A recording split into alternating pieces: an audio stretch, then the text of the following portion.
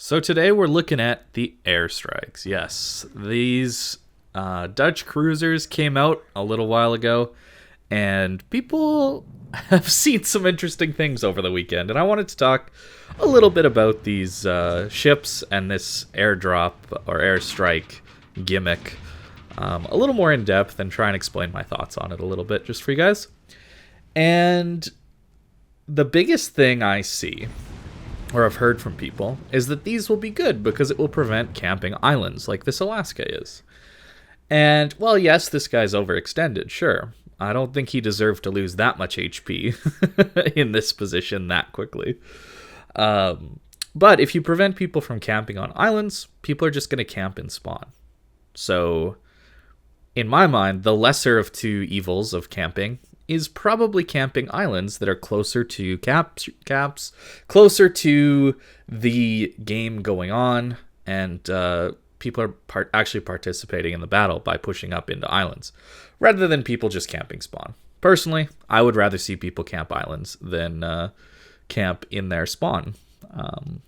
Something I've noticed about these planes and these airstrikes is that the planes spawn at 4.5 kilometers, and that is kind of sad. That is well within AA range of most ships, and a big problem here is that flak stops firing at 3.5 kilometers, and there's of course a bit of a delay, as we all know, with AA, and it makes flak essentially useless against these airstrikes because the delay is just enough time that these planes will get within 3.5 kilometers, and then the flak won't even bother firing.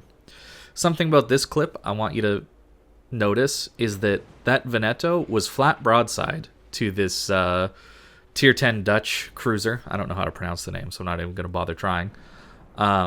This Veneto was flat broadside, and this guy decided to do the airstrikes first before he shot his guns, because airstrikes are just that much more powerful than his main guns. And here's a Montana just getting absolutely nuked in a training room, just to show you the potential alpha. Yeah. And back to AA, we all know what shoots down planes, and that's the flak. Constant DPS, it doesn't really do enough to really shoot down planes, and flak is everything in terms of AA these days. So the fact that the planes just basically skip the flak is kind of sad. And it really shows kind of some knowledge of the way AA works on Wargaming's part, and I think it's an intentional choice by them to make the airstrike just avoid the flak altogether.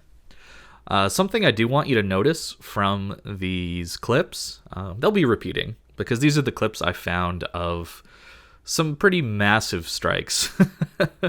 I looked through a bunch of Twitch clips and on YouTube and on Reddit and all that stuff. So this is what I managed to come up with this weekend, just for some clips for you guys.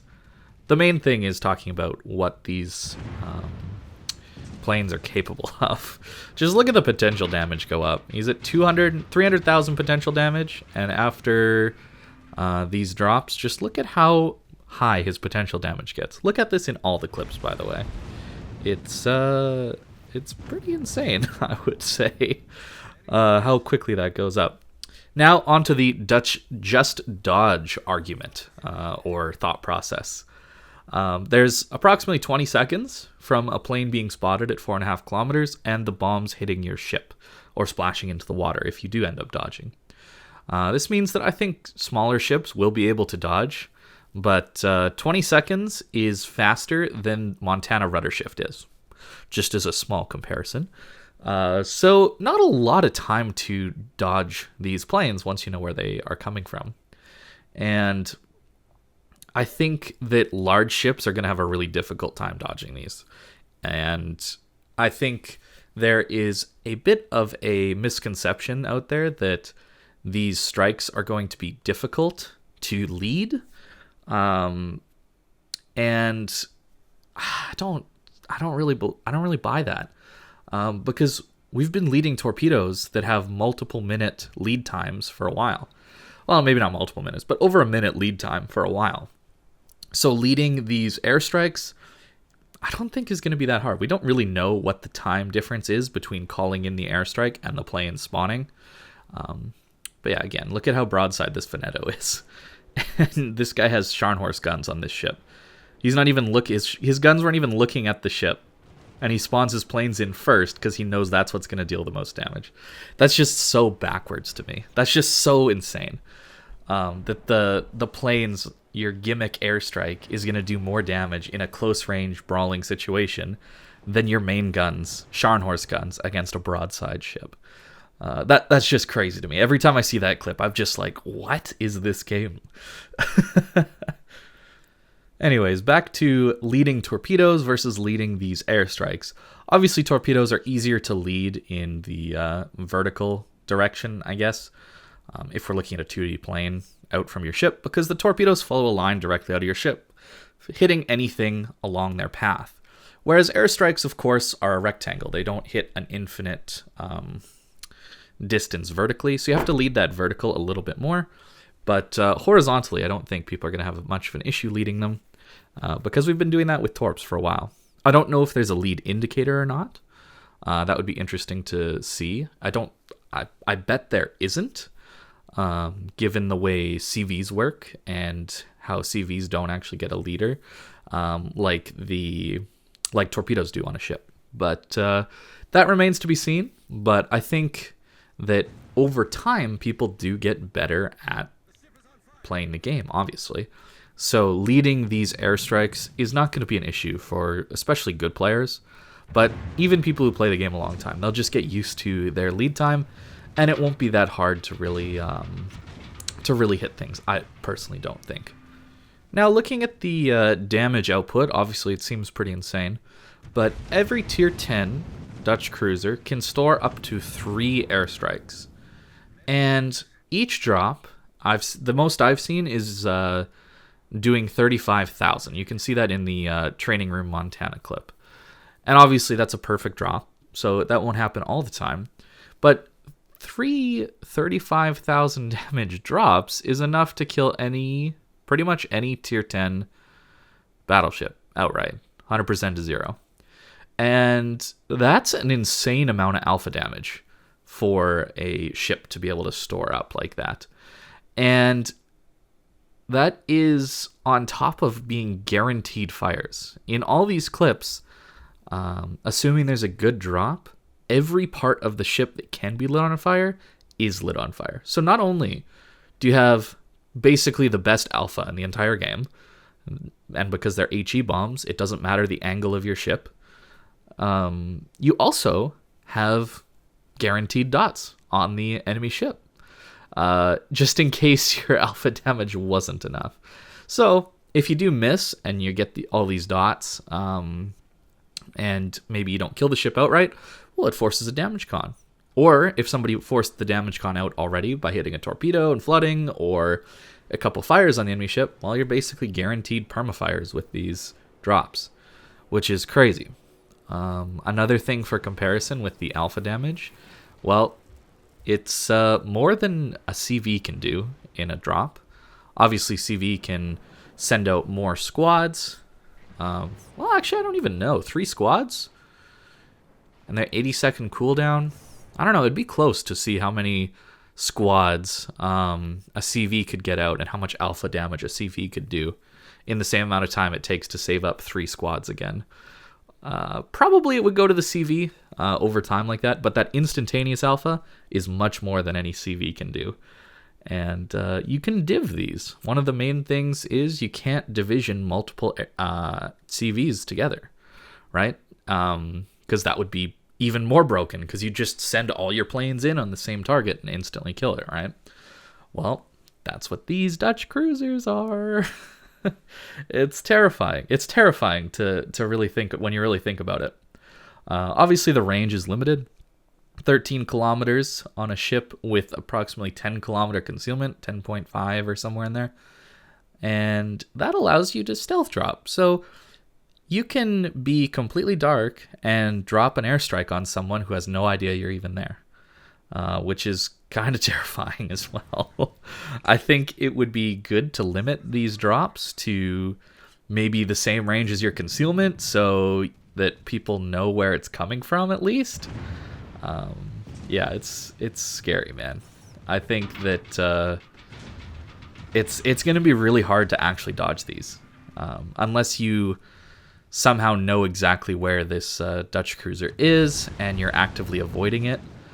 But it's still going to be, I think it's really going to be very hard to dodge it when it's a good player dropping you, or someone who's just very knowledgeable about these Dutch cruisers and their lead time.